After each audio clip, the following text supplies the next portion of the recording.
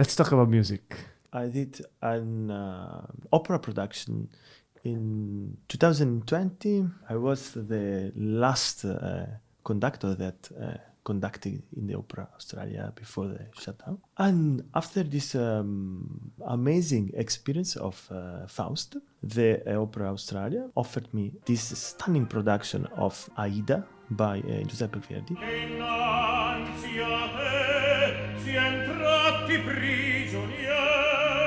And this year, 2021, is a 150th anniversary of the premiere of Aida. What's your favorite thing to conduct?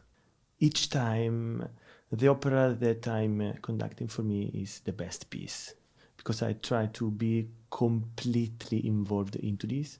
I love Verdi, I love Puccini, I love Rossini, but I don't know really now which is my favorite composer, which is my favorite period, if I prefer opera or symphonic repertoire. And when I'm conducting Aida, I think that Aida is the most beautiful work. When I conducted Tosca, I think Tosca. How long have you been conducting for? I started conducting in 2011 when I founded my orchestra. When I saw that, okay, I love this job, I started to study hard. And for a musician, it's important really to study every day, every night. What's the origin of your relationship with music? I started to hear about music, to feel about music. When I was 4, I was playing trombone since I was 6. And when I was 12, I was completely sure that my life was around music. How do you switch from playing music to conducting? Maestro Andrea Battistoni. I was looking, I said, wow, I want to become like you. And I asked to Maestro Andrea, what do I have to do? I don't know, I want to try to become a conductor like you. And he said to me, you have to study with Maestro Ennio Nicotra, and if you are able to do, found your own orchestra. I did the first thing and the second thing. And now I'm really happy because we are here together.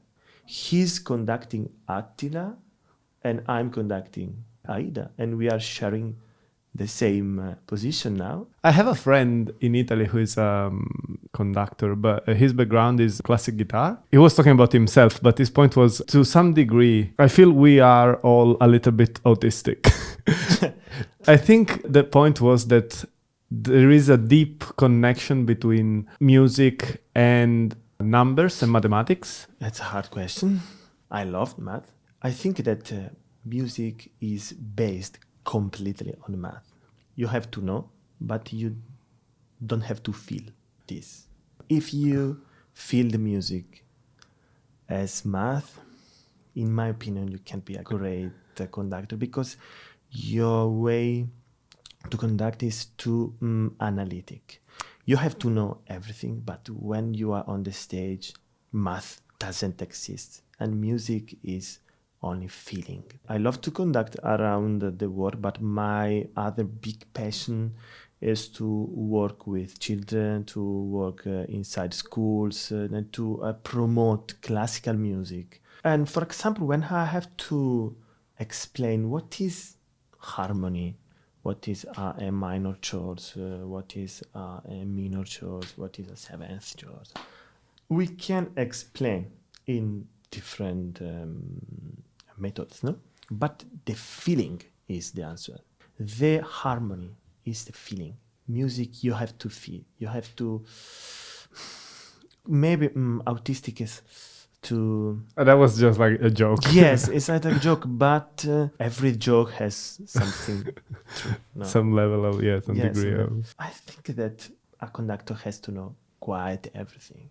He has to know how each instrument works, how each voice works. Everything about the score, not only music, not only math, not only the story. But for example, for this Aida, I read, I think, 15 books of Verdi. Each time you can feel something new, you can understand the reason. It's not only music. I don't like the word conductor. I hate Direttore, because conductor it means someone that is there because he is the boss. No. Direttore in Italian, it means the one that gives you the direction of the music. I'm not a conductor, I'm a direttore. It's so important for me. Direttore. Anche lui è bravissimo. In English, the director is the regista. It's something strange. I prefer to be the direttore because what a conductor has to do is to give direction to the music, to the people. And I did a conference in Italy about this particular theme. What is direction? It is something that you can't touch. My job, I think that you can't touch my job because it is around the notes. You can't see it because the score is the same for me, is the same for you, is the same for each conductor, is the same notes. And what has to do a conductor? Has to find something inside the notes. This is the direction. When I'm here in Sydney with Opera Australia Orchestra, they are wonderful players and they played Aida 120 times each, and it is my first Aida. I can only show to them my idea of Aida, my direction. What did you learn about Aida that you didn't know before from all these 15 books that you read just recently? Motivation that was inside Verdi. If you read all the correspondence letters between Verdi and his friends or his librettist or his wife, you can know the process of Aida, what he did, which is the first part he wrote and why, what he changed. If you look only the score, you have only the final book. It's like you go to the Museo Reina Sofia in Madrid, you look at this wonderful Guernica, but also if you look all the sketches before, it's amazing because you can go inside the mind of Picasso to know why he arrived to compose that. Maybe he started from completely another point of view, but you see the process, you see the evolution. This is so important because you can really understand which is the idea of Verdi. And after, when you know everything, you have to have your idea. Your interpretation. My interpretation, yes. It's so important too, but before you have to know his idea. And after I can do, okay, I agree 90%, but this I prefer something else here. I'm not sure that I want to try, want to experiment. And also you can learn about Verdi's period. I love to read the critics of his time. The critic of Aida, of the first performance in La Scala, were so different. One newspaper said it's the most beautiful work ever written in life. Verdi is a genius. Another one brought it so long for the first 3 acts that we were completely bored. Because it's biased. It depends on the social construct and what's out there at the time, and taste changes over time. What's the perception of Aida today? I have a theory. Every really famous piece is famous because it's beautiful. How do you define beauty? There is subjective beauty and objective beauty. Aida is both. But Aida is 2 hours and 30 minutes opera, and 35-40 minutes is a huge, incredible, magnificent, triumphal opera. And 1 hour and 55 is an intimate opera because it's a love of 3 people to find their destiny, their love. And what I want to show in my Aida is this contrast. The huge parts have to be really, really, really huge and forte, and the intimate part has to be so soft. I want to stretch this contrast.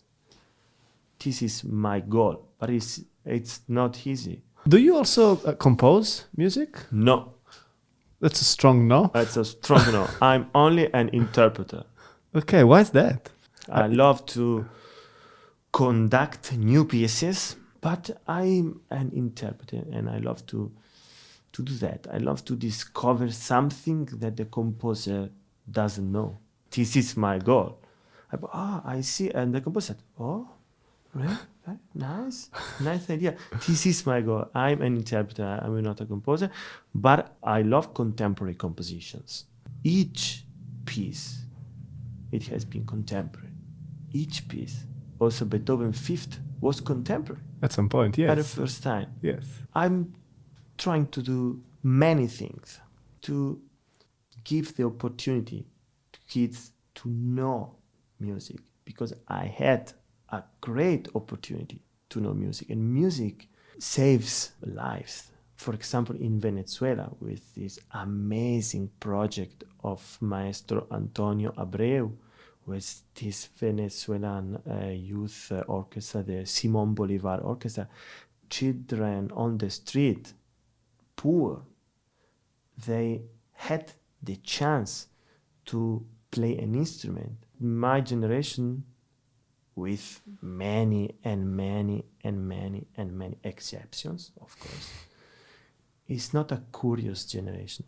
It's a spoiled generation because there is too much. There is too much. And it's too easily accessible. Exactly. That people, they just give everything for granted. And music is not easy. If you want to play one, I don't say wonderful, I don't say good, nice note with a violin, you have to study 5 years to do and stop. 5 years for one note. This is music.